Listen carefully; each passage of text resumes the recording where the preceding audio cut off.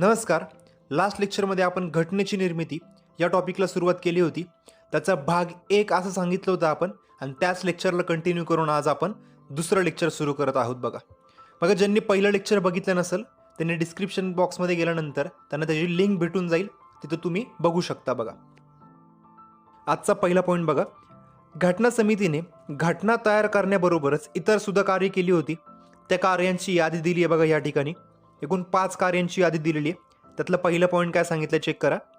मे 1949 मध्ये घटना समितीने भारताच्या राष्ट्रकुल सदस्यत्वाला मान्यता दिली होती.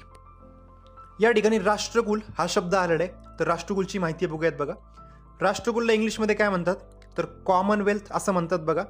आणि त्याच्यामध्ये जे काय सदस्य आहेत जवळजवळ सगळ्याच सदस्य राष्ट्रांवरती ब्रिटिशांनी काय केलं होतं, राज्य केलं होतं बघा. आणि त्यांचाच एक संघ तयार केला आणि त्याला नाव काय दिलेलं आहे तर राष्ट्रकुल किंवा कॉमनवेल्थ असं नाव दिलेलं आहे बघा. आता याची स्थापना कधी झाली होती तर स्थापनासाठी प्रश्न जर बघितला आपण तर एकूण 3 डिक्लेरेशन आहेत. एक 1926चा डिक्लेरेशन आहे, एक 1931चा डिक्लेरेशन आहे आणि सर्वात शेवटी 1949चा डिक्लेरेशन आहे. मग आता हे 3 साल लक्षात ठेवायचे का आपल्याला तर नाही. बघा MPSCची प्रीच्या एक्झामची प्रश्नपत्रिका तुम्ही काढा, त्याच्यामध्ये राष्ट्रकुलच्या स्थापनेवरती 2 वेळा प्रश्न विचारलेला आहे आणि दोन्ही वेळेस 1931 हे उत्तर दिलेलं आहे बघा. 1931 राष्ट्रकुलची स्थापना कधी झाली 1931 हे MPSCने उत्तर दिलेलं आहे बघा. त्यामुळे ते पाठ करून ठेवा. त्याच्यानंतर जर आपण राष्ट्रकुलची अजून माहिती बघितली, त्याचं मुख्यालय कुठे आहे तर लंडन येथे त्याचं मुख्यालय आहे. आणि सध्या याचे सदस्य किती आहेत तर 54 सदस्य आहेत बघा. आता परत पॉईंट इथं करंटचा पार्ट इथं ॲड होतो. 54वा सदस्य कोण झालेला आहे तर मालदीव हा 54वा सदस्य झालेला आहे बघा, मालदीव. त्यामुळे याच्यावरती प्रश्न विचारला जाऊ शकतो. लेटेस्ट आत्ता जवळपास जानेवारी 2020 किंवा फेब्रुवारी 2020 मध्ये मालदीव राष्ट्रकुलमध्ये जॉईन झाला होता. हिस्ट्री जर बघितली मालदीवची तर 3 वर्षापूर्वी मालदीव बाहेर पडला होता आणि पुन्हा तो काय झालेला आहे, आता पुन्हा राष्ट्रकुलमध्ये सदस्य म्हणून आलेला आहे. यानंतर घटना समितीने केलेलं दुसरं कार्य बघा. 22 जुलै 1947 रोजी घटना समितीने राष्ट्रीय ध्वज स्वीकृत केला. राष्ट्रीय ध्वज स्वीकृत केला बघा. कधी तारीख आहे त्याची 22 जुलै 1947. त्यानंतर तिसरा पॉईंट 24 जानेवारी 1950. बघा 3, 4, 5 या तिघांची तारीख काय झालेली इथं 24 जानेवारी 1950. बघा 24 जानेवारी 1950ला राष्ट्र हा शब्द लक्षात ठेवा, राष्ट्र. आता राष्ट्रावरून 3 गोष्टी लक्षात ठेवायच्यात. राष्ट्रगीत, राष्ट्रगान आणि डॉक्टर राजेंद्र प्रसाद यांना काय केलं होतं राष्ट्रपती बनवलं होतं. म्हणजे राष्ट्रगीत स्वीकारलं, राष्ट्रगान स्वीकारलं आणि राष्ट्रपतींची नियुक्ती केली. या तिघांची तारीख काय आहे तर 24 जानेवारी 1950. परत एकदा रिपीट करू बघा काय काय पॉईंट सांगितले.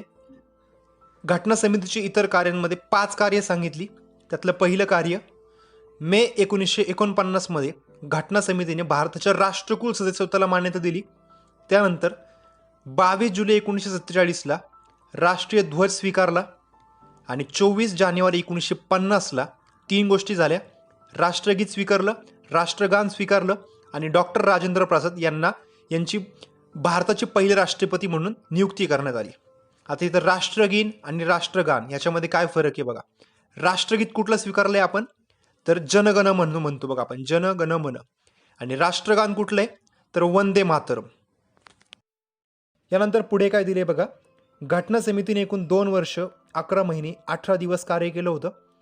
या कालखंडामध्ये घटना समितीने एकूण 11 सत्र झाली होती. म्हणजे 11 वेळा बैठका बोलवण्यात आल्या होत्या आणि आपल्या घटनाकारकांनी सुमारे 60 देशांच्या घटनांचा अभ्यास केला होता. पॉईंट महत्त्वाचा आहे बघा इथं. भारतीय राज्यघटना बनवताना एकूण किती देशांच्या राज्यघटनेचा अभ्यास केला होता तर 60 देशांच्या राज्यघटनेचा अभ्यास केला होता बघा. घटनेच्या मसुद्यावरती 114 दिवस विचार विनिमय केला होता आणि घटना निर्मितीसाठी एकूण 64 लाख रुपये खर्च करण्यात आला होता बघा. बघा काय काय पॉईंट सांगितले. घटना समितीने एकूण 2 वर्ष 11 महिने 18 दिवस कार्य केलं होतं. एकूण सत्रे किती झाली 11. किती देशांच्या राज्यघटनेचा अभ्यास केला तर 60. मसुद्यावरती चर्चा किती आली 114 दिवस आणि घटना निर्मितीसाठी एकूण खर्च किती आला तर 64 लाख रुपये इतका खर्च आला होता बघा. यानंतर पुढे बघा 24 जानेवारी 1950 रोजी घटना समितीचे अखेरचे सत्र झाले होते.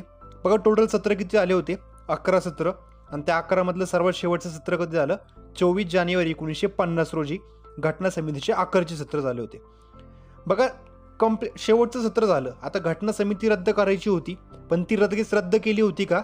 तर नव्हती केली बघा. कारण की भारतीय संसद त्या ठिकाणी अस्तित्वात आली होती का? तर नव्हती आली बघा. त्यामुळेच पुढचा पॉईंट बघा काय सांगितलंय. 26 जानेवारी 1950 पासून 1951-52 मधील पहिल्या सार्वत्रिक निवडणुका होऊन पहिली संसद अस्तित्वात येईपर्यंत घटना समितीने भारताची हंगामी संसद म्हणून काम केले होते बघा. काय पॉईंट सांगितला. 24 जानेवारी 1950ला घटना समितीचं काम कंप्लीट झालं. आता घटना समितीला त्या सदस्यांना घटनेसाठी कुठलं कार्य करायचं होतं का? तर नव्हतं. म्हणजे आता कार्यपद्धतीनुसार जर बघितलं आपण, ती रद्द करून टाकायची होती, पण ती लगेच रद्द केलेली आहे का? तर नव्हती केली. का नव्हती केली? तर त्याच घटना समितीने म्हणजे त्याच सदस्यांनी 1952 पर्यंत भारताची पहिली हंगामी संसद म्हणून कार्य केलं होतं बघा. आणि त्यानंतर 1952 मध्ये निवडणुका झाल्या आणि त्याच्यानंतर निवडणुकीनंतर पहिली संसद त्या ठिकाणी अस्तित्वात आली आणि घटना समिती त्या ठिकाणी रद्द झाली होती बघा. यानंतर बुकमध्ये सिक्वेन्सनुसार पुढचा पॉईंट काय दिला आहे बघा.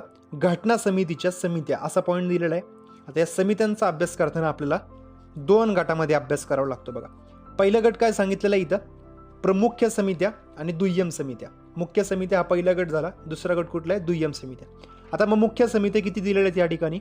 8 समित्या दिलेल्या आहेत. आणि दुय्यम समित्या किती दिलेल्या आहेत? तर 13 दिलेल्या आहेत बघा. एक एक पॉईंट बघू. मुख्य समित्यांमध्ये पहिली समिती संघ राज्य अधिकार समिती. याचे अध्यक्ष कोण आहेत? जवाहरलाल नेहरू. बघा सगळ्या समित्यांचे अध्यक्ष जे आहेत ते आहे तसे जोड्या लावायला विचारले जातात आणि सगळा फॅक्च्युअल डाटा. याच्यामध्ये कन्सेप्ट असं काहीच पार्ट नाही आहे, सगळा पाठांतराचा पार्ट आहे बघा. इथं मुख्य समित्यांचे अध्यक्ष तरी सगळेचे सगळे आपल्याला पाठ पाहिजे. दुय्यम समित्या एक वेळी नाही लक्षात ठेवल्या तरी चालू शकतं, पण मुख्य समित्या ज्या आहेत त्याचे अध्यक्ष सगळे पाठ असले पाहिजे. पहिलं काय सांगितलं? संघ राज्य अधिकार समिती जवाहरलाल नेहरू. दुसरा संघ राज्य घटना समिती परत जवाहरलाल नेहरू. प्रांतिक राज्य घटना समिती सरदार वल्लभभाई पटेल. मसुदा समिती डॉक्टर बाबासाहेब आंबेडकर. बघा ह्याच्यावरती सारखे सारखे प्रश्न विचारतात. पुढे याचंच पार्ट आपण डिटेलमध्ये पण बघणार आहे. पुढं मूलभूत अधिकार व अल्पसंख्याक आणि आदिवासी व अंतर्भूत न केलेले क्षेत्र याबाबत सल्लागार समिती. याचे अध्यक्ष कोण होते? सरदार वल्लभभाई पटेल. आणि या समिती अंतर्गत परत अजून उपसमित्या होत्या. त्या उपसमित्यांचे अध्यक्ष बघा. मूलभूत अधिकार उपसमिती त्याचे अध्यक्ष JB कृपलानी. अल्पसंख्याक उपसमिती त्याचे अध्यक्ष HC मुखर्जी. पुढं ईशान्य सीमेसाठी अध्यक्ष गोपीनाथ बारडोलाई. आसाम वगळता इतर अंतर्भूत न केलेले व अंशतः अंतर्भूत न केलेले क्षेत्र या संदर्भात उपसमिती तर AV ठक्कर हे अध्यक्ष होते. आणि वायव्य सरहद आदिवासी क्षेत्र उपसमिती. आता या समितीचे अध्यक्ष या पुस्तकात दिलेले नाही आहेत बघा. आता का नाही दिले बघा? कारण की वायव्य सरहद प्रांत जो होता तो भारतात राहिला होता का? तर नव्हता राहिला बघा. तो कुठे गेला होता? पाकिस्तानमध्ये गेला होता. त्यामुळे याच्यावरती प्रश्न पण बनू शकत नाही बघा. पुढची 6वी समिती कामकाज प्रक्रिया नियमन समिती तर राजेंद्र प्रसाद. बघा घटना समितीचे अध्यक्षच कोण होते? तर राजेंद्र प्रसाद. आणि कामकाज प्रक्रिया नियमन समिती म्हणजेच काय असणार? नियमन कोण करणार? अध्यक्ष करणार. त्यामुळं कामकाज प्रक्रिया नियमन समितीचे अध्यक्ष कोण आहेत? तर डॉक्टर राजेंद्र प्रसाद. पुढचा संस्थाने समिती याचे अध्यक्ष जवाहरलाल नेहरू. आणि सुकाणू समिती डॉक्टर राजेंद्र प्रसाद हे अध्यक्ष होते बघा. यानंतर सिक्वेन्सनुसार पुढं काय दिले बघा. दुय्यम समित्यांची यादी दिलेली आहे. आता दुय्यम समित्या सगळ्या सांगणार नाहीत. यातल्या 2-3 महत्त्वाच्या समित्या बघा काय काय सांगितलं इथं. बघा इथं महत्त्वाचा 7वा एक पॉईंट महत्त्वाचा बनतो. त्याचं वैशिष्ट्य काय बघा. सर्वोच्च न्यायालयाबाबत हंगामी समिती याचे अध्यक्ष कोण आहेत? S वार्दाचारी. आणि ते घटना समितीचे सदस्य होते का? तर नव्हते बघा. त्यामुळे तो पॉईंट महत्त्वाचा ठरतोय. त्याचबरोबर सर्वात शेवटचा पॉईंट बघा 13वा पॉईंट नागरिकत्वावरील एकदर्द समिती याचे अध्यक्ष सुद्धा कोण होते? परत तेच S वार्दाचारी हे अध्यक्ष होते बघा. त्यानंतर अजून एक पॉईंट 9वा पॉईंट चेक करा. भारतीय राज्यघटनेतील आर्थिक तरतुदीविषयक तज्ज्ञांची समिती याच्या अध्यक्ष कोण आहेत? नलिनी रंजन सरकार या अध्यक्ष आहेत. आणि या सुद्धा काय घटना समितीच्या सदस्य नव्हत्या बघा. पुढचा 10वा पॉईंट चेक करा. भाषावर प्रांतांसंबंधी समिती भाषावर प्रांतांसंबंधी समिती याचे अध्यक्ष कोण आहेत? S.K. दार.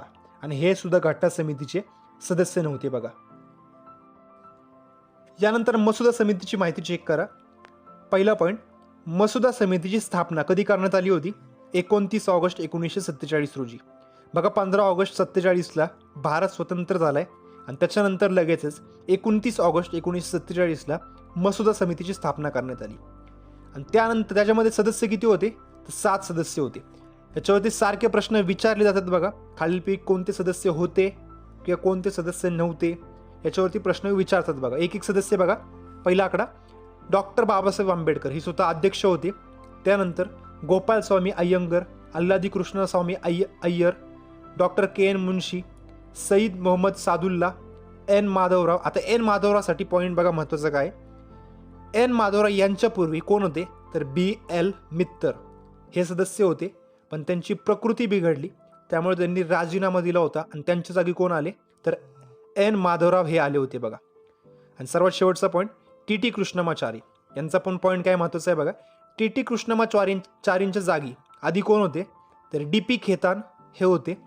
डी पी खेतान यांचं निधन झालं होतं त्यामुळे त्यांच्या जागी कुणाची नियुक्ती केली तर टी टी कृष्णमाचारी. बघा मसुदा समिती काय काय पॉईंट सांगितले. मसुदा समितीची स्थापना कधी झाली 29 ऑगस्ट 1947ला. सदस्य किती होते 7 सदस्य होते. अध्यक्ष कोण होते डॉक्टर बाबासाहेब आंबेडकर हे अध्यक्ष होते. बी एल मित्तर यांनी राजीनामा दिला होता आणि त्यांच्या जागी कोण आले एन माधवराव आले होते. आणि डी पी खेतान यांचं निधन झालं होतं त्यांच्या जागी कोण आले तर टी टी कृष्णमाचारी हे आले होते बघा. यापूर्वी आपण मुख्य समित्या आणि दुय्यम समित्या यांची लिस्ट पाहिली होती बघा. आता त्या मुख्य समित्या आणि दुय्यम समित्या यांनी जे काही मसुदे तयार केले होते त्या मसुद्यांचा आढावा घेऊन मसुदा समितीने एक मसुदा तयार केला होता. म्हणजे भारतीय राज्यघटनेचा एक आराखडा तयार केला होता.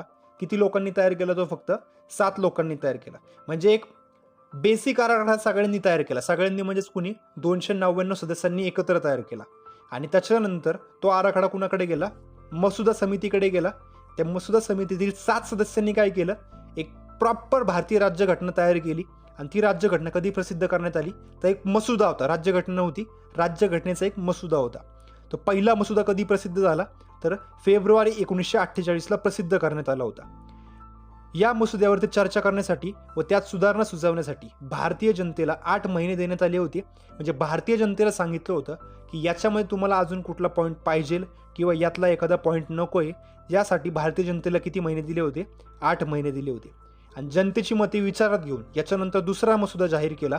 तो कधी केला ऑक्टोबर 1948ला जाहीर केला होता बघा. पहिला मसुदा कधी जाहीर केला फेब्रुवारी 1948 आणि दुसरा मसुदा ऑक्टोबर 1948ला जाहीर केला बघा.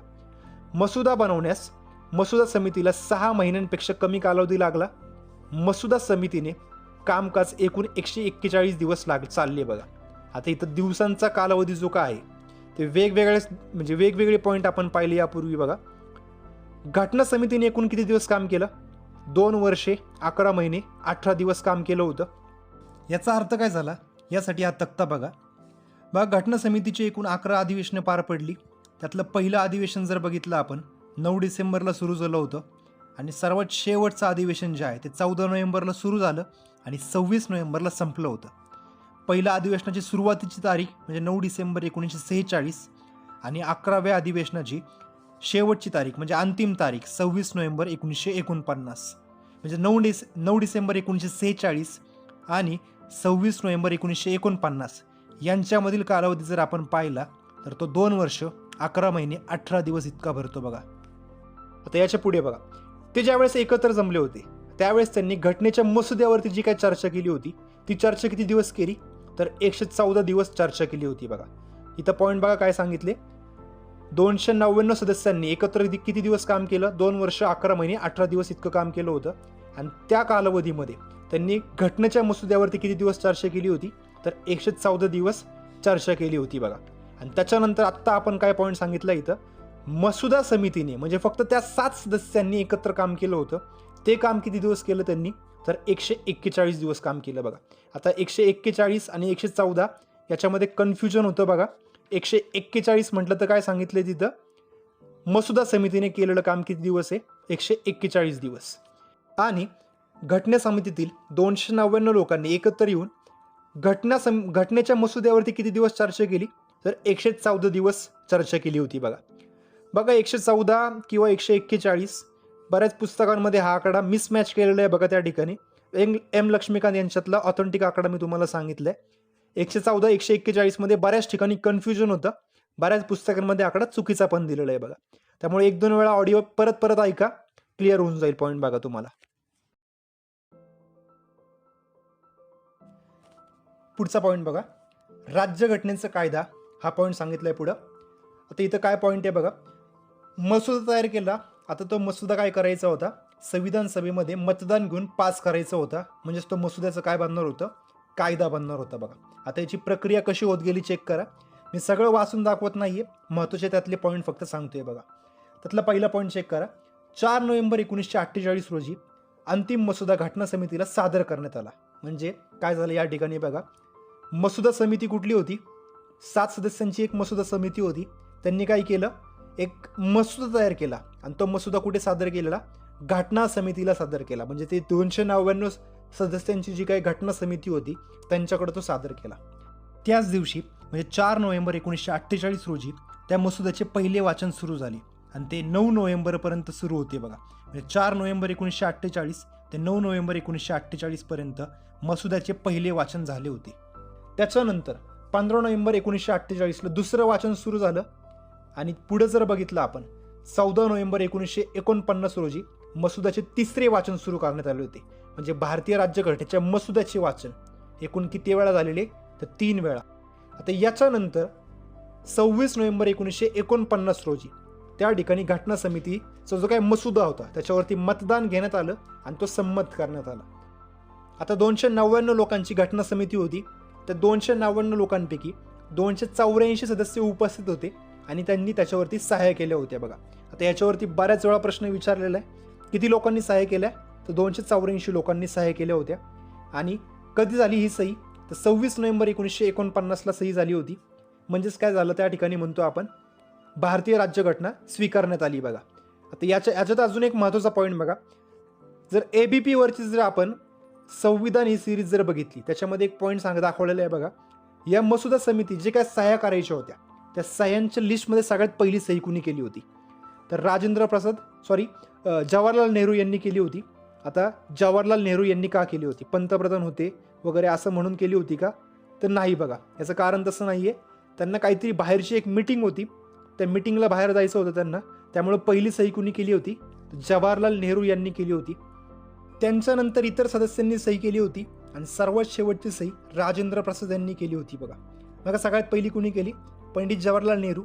त्याच्यानंतर इतर सदस्यांनी सही केली होती आणि सर्वात शेवटची राजेंद्र प्रसाद यांनी. पण इथे एक पॉईंट आहे बघा अजून एक, राजेंद्र प्रसाद यांनी सही करताना त्यांना खाली जागा शिल्लक राहिली नव्हती, त्यामुळे त्यांनी सही करताना कुठे केली होती, तर पंडित जवाहरलाल नेहरूंनी जी सही केली होती त्या सहीच्या वरती सही केली होती बघा. म्हणजे लिस्टमध्ये जर बघितलं आपण, पहिली सही कुणाची दिसणार आपल्याला, राजेंद्र प्रसाद यांची. दुसरी सही कुणाची दिसेल, तर पंडित जवाहरलाल नेहरूंची. आणि त्याच्यानंतर इतर सदस्यांची दिसू शकते बघा. पण सही एक्झॅक्ट करताना पहिली कुणी केली होती, पंडित जवाहरलाल नेहरू. आणि सर्वात शेवटी कुणी केली होती, राजेंद्र प्रसाद. बघा शक्यतो याच्यावरती प्रश्न टाकू शकत नाही, पण तरी पण जर डिटेलमध्ये प्रश्न काढायचा असेल तर याच्यावरती पण प्रश्न टाकू शकतात बघा. यानंतर पुढचा पॉईंट बघा, घटनेची अंमलबजावणी हा पुढचा पॉईंट सांगितलेला आहे पुढं बघा. भारतीय राज्यघटना स्वीकृत कधी करण्यात आली, तर 26 नोव्हेंबर 1949ला स्वीकृत करण्यात आली होती. पण ती प्रत्यक्षात भारताला लागू कधी झाली होती, 26 जानेवारी 1950ला ती भारताला लागू झाली होती बघा. पण यापूर्वी बघा 26 नोव्हेंबर 1949लाच भारतीय राज्यघटनेतील काही कलमे ऑलरेडी लागू झाली होती बघा. ती कलमांची लिस्ट जर बघितली आपण, काय काय दिली बघा, त्याच्यामध्ये 5 ते 9 कलमे, म्हणजे 5, 6, 7, 8, 9 ही कलमे ऑन द स्पॉट लागू झाली होती. म्हणजे त्याच दिवशी 26 नोव्हेंबर 1949ला. तर 5, 6, 7, 8, 9 ही कलमे कोणत्या, म्हणजे कशाच्या संदर्भात, तर भारतीय नागरिकत्वा संदर्भात आहेत बघा. त्यानंतर 60 कलम राष्ट्रपतीच्या शपथे संदर्भात आहे बघा. 60, 324, 366, 367, 379, 380, 388, 391, 92, 93, 94 ही कलमे 26 नोव्हेंबर 1949लाच लागू झाली होती बघा. एकूण कलमे किती होती, तर 395 ही एकूण कलमे होती. तर 395 कलमांपैकी ही स्क्रीनवरती तुम्हाला जी दिसतात कलमे, ती कलमे 26 नोव्हेंबर 1949लाच लागू झाली होती. म्हणजे उर्वरित कलमे कधी लागू झाली, तर 26 जानेवारी 1950ला लागू झाली होती बघा. पुढचा पॉईंट बघा काय सांगितलंय. बघा, भारतीय राज्यघटना लागू करण्यासाठी 26 जानेवारी 1950 किंवा 26 जानेवारी हीच तारीख का निवडण्यात आली होती.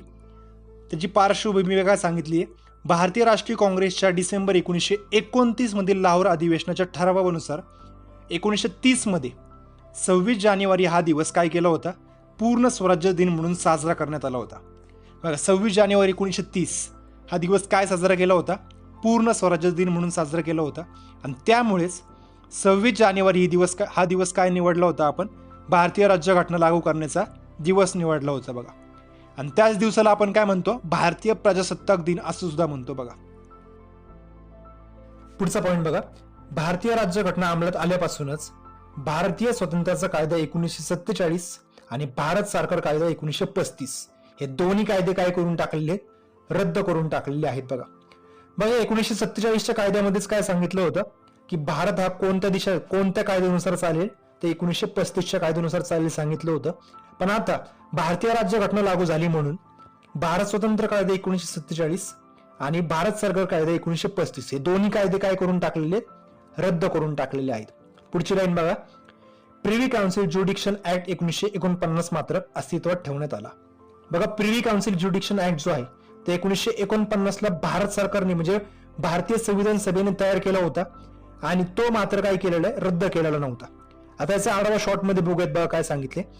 भारतामध्ये जी काही कुठली केस चालू होती तर त्यातली सर्वोच्च अपील जी कुठे असेल तर प्रिव्ही काउन्सिलमध्ये केली जात असे आणि प्रिव्ही काउन्सिल ती कुठे असणार आहे, ब्रिटनमध्ये असेल असं सांगितलं होतं. पण प्रिव्ही काउन्सिल ज्युडिक्शन ऍक्ट नुसार काय केलं, भारताचं जे काही फेडरल कोर्ट होतं त्याला सर्वोच्च अपीलीय केंद्र असं बनवलं होतं बघा. म्हणजे आता ब्रिटनकडे आपण त्या ठिकाणी अपील करू शकतो का, तर नाही, त्यांचा अधिकार असतो कम्प्लीट काढून टाकला आणि भारतात सर्वोच्च अपीलाचं केंद्र कुणाला देण्यात आलं, तर फेडरल कोर्टला देण्यात आलं होतं बघा 1949च्या कायद्यानुसार. आणि 1950ला त्या फेडरल कोर्टच्या जागीच काय तयार झालं होतं, तर भारताचे सर्वोच्च न्यायालय तयार झालं होतं.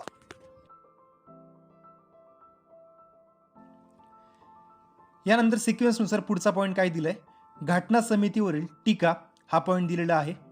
त्याच्यामध्ये एकूण 6 मुख्य टीका केलेल्या आहेत बघा. त्यातली पहिली टीका ही प्रातिनिधिक सभा नव्हती. प्रातिनिधिक सभा नव्हती म्हणजेच काय, लोकांनी निवडलेली सभा होती काही, तर नव्हती बघा, लोकांनी निवडलेली सभा नव्हती. दुसरी टीका, सार्वभौम सभा नव्हती किंवा सार्वभौम सभा नव्हती असं का म्हटलेलं आहे त्यांनी, कारण की ब्रिटिश सरकारच्या प्रस्तावातून अस्तित्वात आलेली सभा होती, त्यामुळे याला काय म्हटलेलं आहे, सार्वभौम सभा नव्हती. बघा, ब्रिटिशांनी एक प्रस्ताव मांडला आणि त्याच्यानंतर आपण त्या ठिकाणी एक सभा स्थापन केली, तर त्यावेळेला आपण सार्वभौम म्हणणार का, नाही. सार्वभौम कधी म्हणणार, ज्यावेळेस आपल्याच मनात विचार आला की आपण असं करू शकतो आणि आपण तसं केलं, त्यावेळेस त्याला काय म्हणू शकतो आपण, सार्वभौम. आणि इथं त्यामुळे काय म्हटलं यांनी, ही एक सार्वभौम सभा नव्हती अशी टीका केलेली आहे. पुढचा तिसरा पॉईंट सांगितलाय, कालवेळी सभा होती. कालवेळी सभा होती म्हणजेच काय, खूप जास्त वेळ घेतला होता सभेने.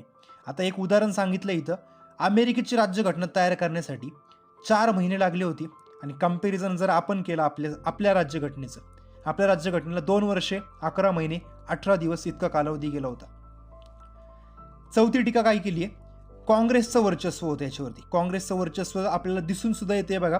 जर एकूण सदस्य संख्या जर बघितली 296 पैकी, म्हणजे 296 वरती निवडणुका झाल्या होत्या आणि त्यापैकी 208 जागा कुणी जिंकल्या होत्या, तर काँग्रेसने जिंकल्या होत्या. म्हणून काँग्रेसचं वर्चस्व अशी सुद्धा टीका केली होती. पाचवी टीका, वकील राजकारण्यांचे वर्चस्व अशी टीका केली होती. बघा, उदाहरण जर बघितलं आपण, 389 सदस्य होते सुरुवातीला, फाळणीनंतर 299 झाले आणि ते 299 पैकी जवळपास निम्म्यापेक्षा जास्त काय होते, निम्म्यापेक्षा जास्त सदस्य कोण होते, वकील होते. त्यामुळे इथं टीका करताना काय केलेली आहे, वकील राजकारण्यांचे वर्चस्व अशी टीका केलेली आहे. 6वी आणि शेवटची टीका, हिंदूंचे वर्चस्व, म्हणजे ही जी काही सभा होती या सभेवरती हिंदूंचे वर्चस्व आहे अशी टीका केली होती. असं टीका करताना का केली होती, बघा, एकूण सदस्य सर बघितले आपण, 296 सदस्यांची निवडणुका झाल्या आणि त्यापैकी 163 सदस्य फक्त हिंदू होते बघा.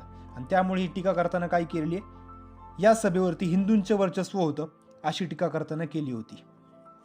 समितीवरील टीका सांगताना एकूण 6 टीका सांगितल्या आपण. त्यातली पहिली टीका काय सांगितली, प्रातिनिधिक सभा नव्हती, लोकांनी निवडली नव्हती, त्यामुळे त्याला काय म्हटलं, प्रातिनिधिक सभा नव्हती. दुसरी टीका, सार्वभौम सभा नव्हती म्हटलं आपण. का असं म्हटलेलं आहे त्या ठिकाणी, कारण की ब्रिटिशांच्या प्रस्तावातून ती सभा स्थापन झाली होती, त्यामुळे सार्वभौम होती का तर नव्हती अशी टीका केलेली आहे. तिसरी टीका सांगताना सांगितली कालवेयी सभा होती. कालवेयी का म्हटलं, 2 वर्षापेक्षा जास्त वेळ घेतला होता, त्यामुळे कालवेयी असं म्हटलं. काँग्रेसचे वर्चस्व अशी सुद्धा टीका केली होती. असं का म्हटलं, कारण की 208 सदस्य फक्त कुणाचे होते, काँग्रेसचे होते. वकील राजकारण्यांचे वर्चस्व अशी पण टीका केली, कारण की निम्म्यापेक्षा जास्त सदस्य हे कोण होते, वकील होते. आणि राज्यघटनेची भाषा पण त्यामुळे कशी झालेली आहे, एक वकिलांच्या दृष्टिकोनातून बनलेली ती भाषा तयार झालेली आहे बघा. आणि 6वी शेवटची टीका काय केलेली आहे, हिंदूंचे वर्चस्व, कारण की एकूण सदस्यांमध्ये 163 सदस्य कोण होते, फक्त हिंदू सदस्य होते. त्यामुळे टीका करताना शेवटची टीका काय केलेली आहे, तर हिंदूंचे वर्चस्व असणारी सभा अशी टीका केली होती. यानंतर या टॉपिकमध्ये सर्वात शेवटचा पॉईंट राहिलेला आहे, त्याची हेडिंग काय सांगितलेली इथं, तर महत्त्वाची माहिती अशी हेडिंग सांगितलेली आहे. आणि त्याच्यामध्ये एकूण 8 बारीक पॉईंट दिलेले आहेत बघा. ह्याच्यावरती प्रश्न बनू शकतो आणि त्यातले 2 पॉईंटवरती तर प्रश्न विचारलेला सुद्धा आहे. एक पॉईंट बघा. पहिला पॉईंट, घटना समितीची निशाणी म्हणून हत्ती स्वीकृत करण्यात आली होती. म्हणजे सिंपल प्रश्न आहे बघा, सरळ प्रश्न विचारला जाऊ शकतो. घटना समितीची निशाणी काय होती, त्याचं उत्तर काय असेल, हत्ती. दुसरा पॉईंट, घटना समितीचे घटनात्मक सल्लागार म्हणून सर BN राव यांची नियुक्ती करण्यात आली होती. मग कॉमन प्रश्न आहे हा क्लास 3चा किंवा PSI STIला पण विचारलेला आहे प्रश्न. घटना समितीचे घटनात्मक सल्लागार म्हणून कुणाची नियुक्ती करण्यात आली होती, तर सर BN राव यांची नियुक्ती करण्यात आली होती. तिसरा पॉईंट, HVR अय्यंगर हे घटना समितीचे सचिव होते. बघा, घटना समिती आणि मसुदा समिती याच्यामध्ये बऱ्याच जणांना कन्फ्युजन होतं. घटना समिती म्हटल्यानंतर पूर्ण 299 सदस्य डोळ्यासमोर आले पाहिजे. त्याचे सचिव कोण होते, तर अय्यंगार हे सचिव होते बघा. आणि ज्यावेळेस आपण फक्त मसुदा समिती ज्यावेळेस म्हणतोय, त्यावेळेस फक्त काय समोर यायला पाहिजे, ते 7 सदस्यांची एक समिती डोळ्यासमोर यायला पाहिजे बघा. घटना समिती म्हटलं तर काय, तर एकूण 299 सदस्य, आणि मसुदा समिती म्हटलं तर काय, फक्त 7 सदस्य. चौथा पॉईंट, घटना समितीमध्ये SN मुखर्जी हे मसुदा बनवण्याचे प्रमुख होते. बघा, घटना समिती, परत तो शब्द आलाय, घटना समिती म्हणजेच काय, 299 सदस्यांची एक समिती, आणि त्याची मसुदा तयार करण्यासाठी प्रमुख कोण होते, SN मुखर्जी हे होते. म्हणजे 299 जण जर एकत्र बसली त्यावेळेस मसुदा तयार करताना कोण मसुदा तयार करणार, SN मुखर्जी हे त्या ठिकाणी लिहून घेणार सगळं, म्हणजे तो मसुदा तयार करणार ते. आणि तो SN मुखर्जी हा मसुदा कुणाकडे पाठवणार, मसुदा समितीकडे. म्हणजे मसुदा समिती म्हणजेच कोण, 7 सदस्यांची. म्हणजे अध्यक्ष कोण होते तिथं, डॉक्टर बाबासाहेब आंबेडकर हे त्याचे अध्यक्ष होते बघा. पाचवा पॉईंट, भारतीय राज्यघटना प्रेम बिहारी नारायण रायजादा यांच्या हस्ताक्षरात आहे. बघा, भारतीय मूळ राज्यघटना जी आहे ती कुणी, म्हणजे कुणाच्या हस्ताक्षरात लिहिलेली आहे, तर प्रेम बिहारी नारायण रायजादा यांनी लिहिलेली आहे. रायजादा यांनी जी काही राज्यघटना लिहिली होती ती इटॅलिकमध्ये लिहिली होती. इटॅलिक म्हणजेच काय, थोडी क्रॉस लिहितो आपण बघा, ती त्यालाच काय म्हणणार, इटॅलिक. त्याला मराठीत काय म्हटले, परत ओघवत्या वळणदार शैलीत असं म्हटलेलं आहे बघा. पुढचा पॉईंट, शांतिनिकेतन मंडळी नंदलाल बोस आणि बिओहर राम मनोहर सिन्हा व इतर कलाकारांनी मूळ प्रतीला नक्षीकाम करून आकर्षित बनवले होते. बघा, मूळ राज्यघटना कोणी लिहिली, तर प्रेम बिहारी नारायण रायजादा यांनी लिहिली होती. आणि त्या राज्यघटनेला नक्षीकाम कोणी केलेलं आहे, तर नंदलाल बोस आणि बिओहर राम मनोहर सिन्हा यांनी नक्षीकाम केलं होतं. पुढचा पॉईंट, प्रेम बिहारी नारायण रायजादा यांनी हस्तलिखित केलेल्या मूळ सरनाम्याला, आता सरनाम पण कोणी लिहिला, प्रेम बिहारी नारायण रायजादा. मूळ राज्यघटना सुद्धा कोणी लिहिली, प्रेम बिहारी नारायण रायजादा. पण मूळ राज्यघटनेसाठी नक्षीकाम कोणी केलेलं आहे, 2 व्यक्तींची नावं सांगितली तिथं, नंदलाल बोस आणि बिओहर राम मनोहर सिन्हा. बघा, नंदलाल बोस यांच्यावरती मागे एकदा KBCला प्रश्न विचारला होता. प्रश्न सरळ विचारला होता, नक्षीकाम कोणी केलं होतं, आणि उत्तर सांगताना सांगितलं होतं नंदलाल बोस. आणि सरनाम्याचं नक्षीकाम जे आहे ते फक्त एका व्यक्तीने केलेलं आहे, ते म्हणजेच कोण, बिओहर राम मनोहर सिन्हा यांनी सरनाम्याला नक्षीकाम केलं होतं. आणि 8वा आणि शेवटचा पॉईंट, हिंदी भाषेतील जी काय मूळ राज्यघटना होती ती कुणी लिहिलेली होती, तर वसंत कृष्ण वैद्य यांनी लिहिलेली होती. बघा, वसंत कृष्ण वैद्य यांनी लिहिलेली होती. आणि नंदलाल बोस यांनी तिला उत्कृष्ट रीतीने आकर्षित बनवले होते. म्हणजे हिंदी भाषेत जे काय लिहिली होती त्याच्यावरती नक्षीकाम कोणी केलं, परत नंदलाल बोस. बघा, नक्षीकाम फक्त एका पॉईंटवरती काय काय प्रश्न बनू शकतात. मूळ राज्यघटना जी होती त्याच्यावरती नक्षीकाम कोणी केलं, तर शांतिनिकेतनमधील नंदलाल बोस आणि बिओहर राम मनोहर सिन्हा या दोघांनी नक्षीकाम केलं. फक्त प्रस्थानावरती नक्षीकाम कोणी केलं तर B.O. राम मनोहर सिन्हा यांनी नक्षीकाम केलं होतं. आणि हिंदी भाषा जी होती त्याच्यावरती नक्षीकाम कोणी केलं होतं तर नंदलाल बोस यांनी नक्षीकाम केलेलं होतं बघा. मग या ठिकाणी आपला एक पॉईंट हा चॅप्टर संपलेला आहे. याच्या पुढे तीन चार तक्ते दिलेले आहेत. त्या तक्त्यांवरती एक मी 5-6 मिनिटाचा फक्त एक व्हिडिओ बनवेल आणि त्याच्यानंतर पुढचं लेक्चर आपण सुरू करणार आहोत बघा.